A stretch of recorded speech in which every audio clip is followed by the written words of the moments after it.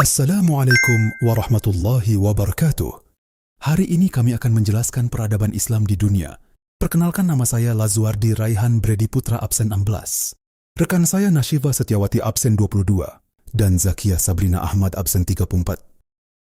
Peradaban Islam di benua Asia. Islam lahir pada abad ke-7 Masehi di kota suci Mekah, Arab Saudi. Dari sini, Islam menyebar luas ke berbagai wilayah di benua Asia. Asia Barat, Asia Tengah dan Kaukasus, Asia Selatan, Asia Timur dan Tenggara.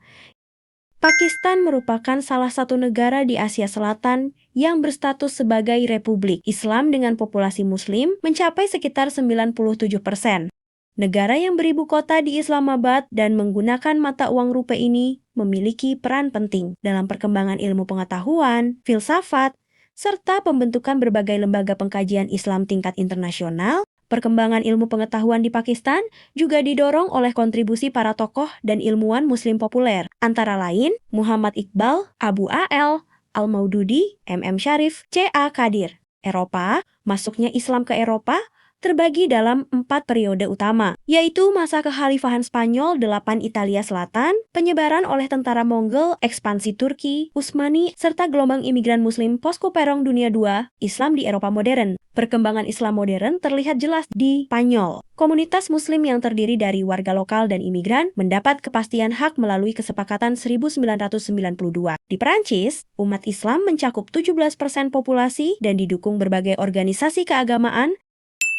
Peradaban Islam di Afrika. Islam masuk ke Afrika sejak masa Rasulullah melalui hijrah ke Habasyah. Wilayah Afrika Utara kemudian terbuka setelah sahabat Nabi membebaskan Mesir dari penjajahan Romawi. Meski menghadapi tantangan dari agama lain dan pengaruh Barat, Islam di Afrika terus berkembang pesat dalam aspek pendidikan, budaya, dan sosial. Mesir merupakan pusat penting peradaban Islam yang maju dalam sektor pertanian, industri, dan pariwisata. Negara ini berkontribusi besar terhadap ilmu pengetahuan melalui Universitas Al-Azhar di Kairo. Tunisia, Islam masuk ke Tunisia sekitar tahun 670 Masehi. Kemajuan peradaban Islam di sana didukung oleh Jamiah Zaitunah, lembaga pendidikan yang mencetak banyak ulama dan tokoh besar. Aljazair adalah negara Afrika Utara dengan 99,1% penduduk Muslim yang merdeka dari penjajahan Prancis pasca penjajahan. Negara ini mengalami kebangkitan Islam yang ditandai dengan aktifnya generasi muda mengkaji Islam, makmurnya masjid, serta kemajuan ekonomi.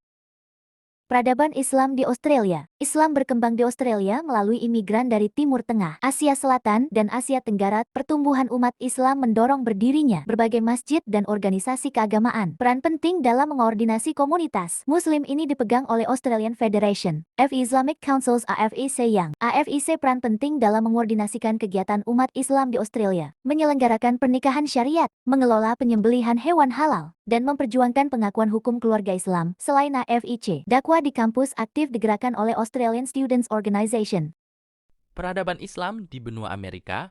Perkembangan Islam di benua Amerika diperkirakan telah dimulai jauh sebelum kedatangan Christopher Columbus, meskipun belum ada bukti yang dapat memastikannya. Beberapa pendapat menyebutkan bahwa pelaut Muslim dari Andalusia dan kaum Morisco telah mencapai Amerika lebih dulu. Namun karena mengalami tekanan, diskriminasi, dan proses asimilasi, sebagian besar dari mereka kehilangan identitas dan ajaran Islam yang dianutnya.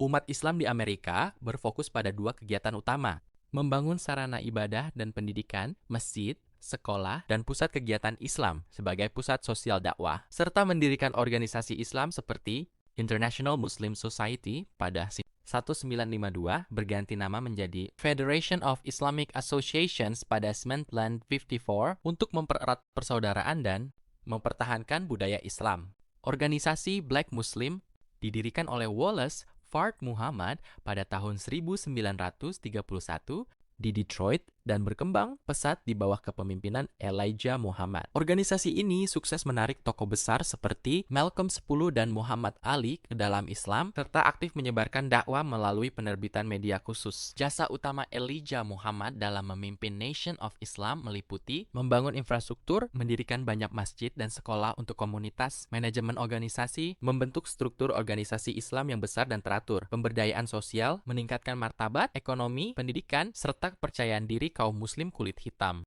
Sekian dari kami. Wassalamualaikum warahmatullahi wabarakatuh.